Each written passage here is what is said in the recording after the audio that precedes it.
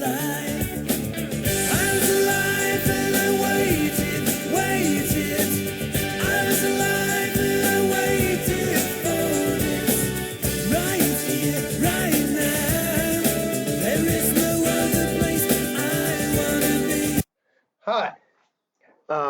Hi guys, it's Adam here, and I would like to begin my video presentation on unpacking standards.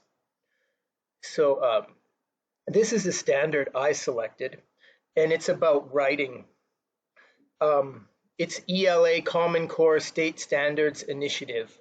So this standard caught my attention, and I'll explain a little bit later why. But let me introduce this standard. So this standard is about writing arguments to support claims in an analysis of substantive topics or texts, using valid reasoning and relevant and sufficient evidence.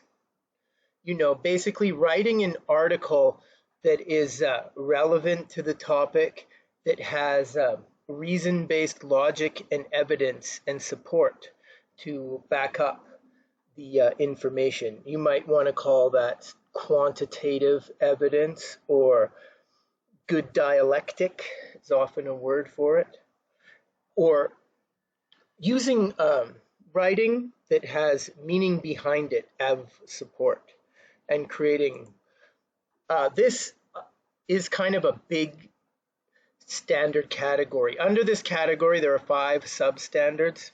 So I'm not going to get too detailed. I'm going to keep it for the first overall standard, but I'll just quickly go over these 5 substandards. So the first 2 substandards are about, creating organization in your writing, creating a claim that can distinguish between other claims and have organized logic with reason or logical based evidence to support your claims, and also identifying counterclaims, and being able to write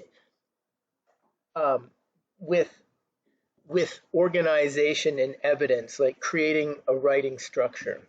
Also using English that has a good relationship with your claims and your topics, using appropriate grammar, and writing to connect your topics to your arguments and your evidence, as well as using the appropriate type of English, because these are teenagers, telling them they should be polite with their writing, be formal, or not too slangy or get carried away with emotion.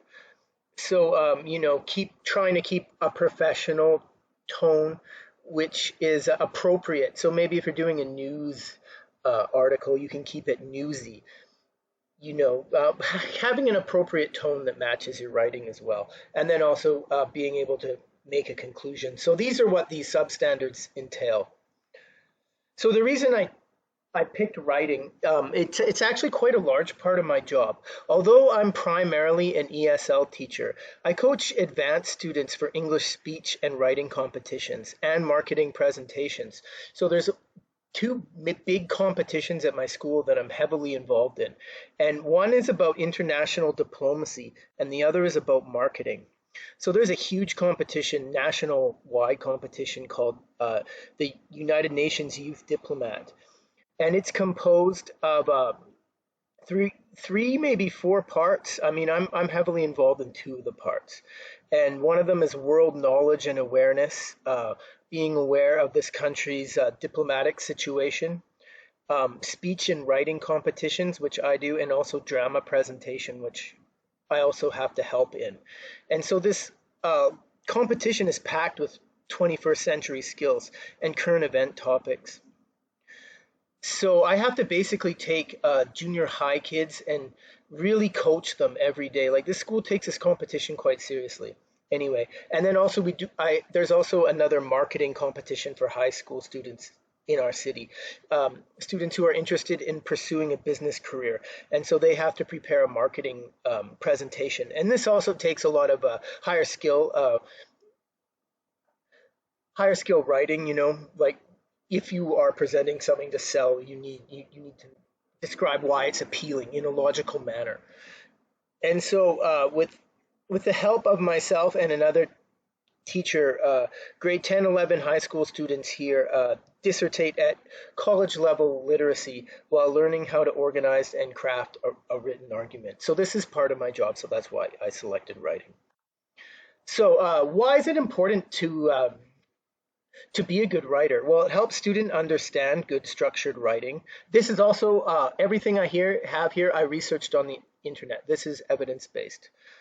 It increases literacy and media literacy. Media literacy, remember that. And this is, I found this online. I thought this was interesting. Being able to read complex text independently and proficiently is essential for high achievement in college and the workplace, and important in numerous life tasks. In the information age, being a good writer and communicator is more important than ever. Students should be aware, and this is also, I found this too, is pretty interesting. Students should be aware that having passable high school English is probably not good enough for many modern jobs. They should endeavor to become better at reading for information and writing to express complex notions and instructions. You know, you get a job, you have to maybe disseminate, or not disseminate, you have to understand a lot of information that you read that could be quite complex, and high school English might not teach you that. So you should endeavor to become a better reader and writer. And you need to be able to articulate yourself effectively orally and in ink to have a more successful future. So of course, it's better to be a good writer. So I'm going a little slow here. Big picture continued. So here's some positive examples. You know, if you're a good writer, you could be a popular blogger. Your boss, coworker, and friends like to communicate with you online. You're taken seriously. Negative effects of poor writers. Often on the internet, you see like a giant wall of text of some guy just making everything about himself, being emotional and things. You can avoid reading. You avoid reading complex things if you're poor reading and writing skills, and you often waste time watching videos. So here are some skills that try to improve by this standard, hopes to improve some of these skills.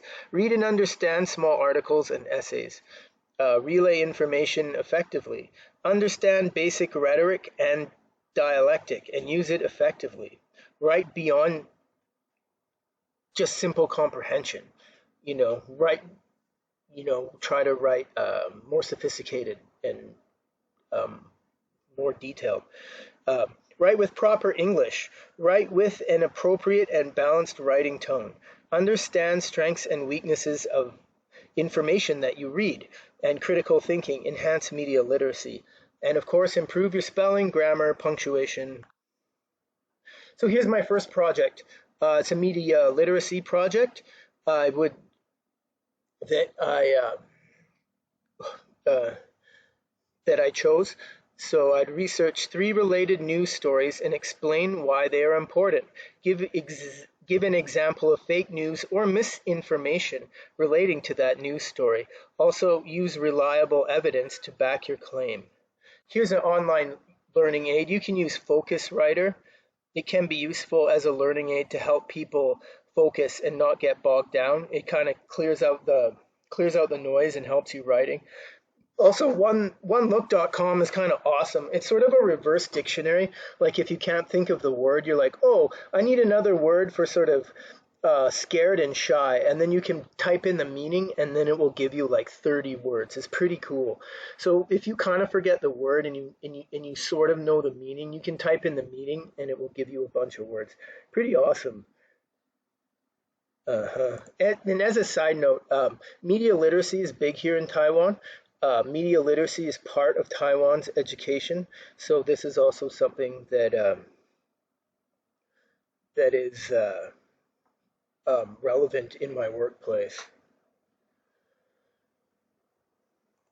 So here's another online learning aid that I thought was pretty cool. It's like graph words, and it kind of graphs out like a thesaurus.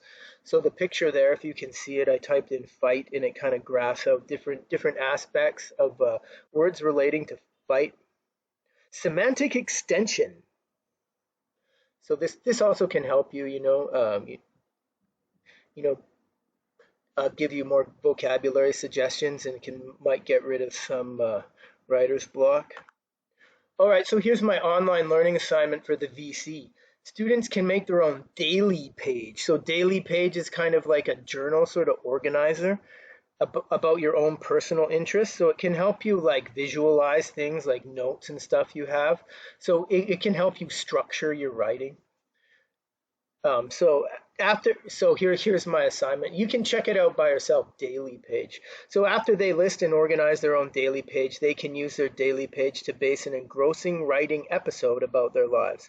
This will not only help the students' self-reflection, improvement, organization, and critical thinking, but also give students experience in structuring their writing.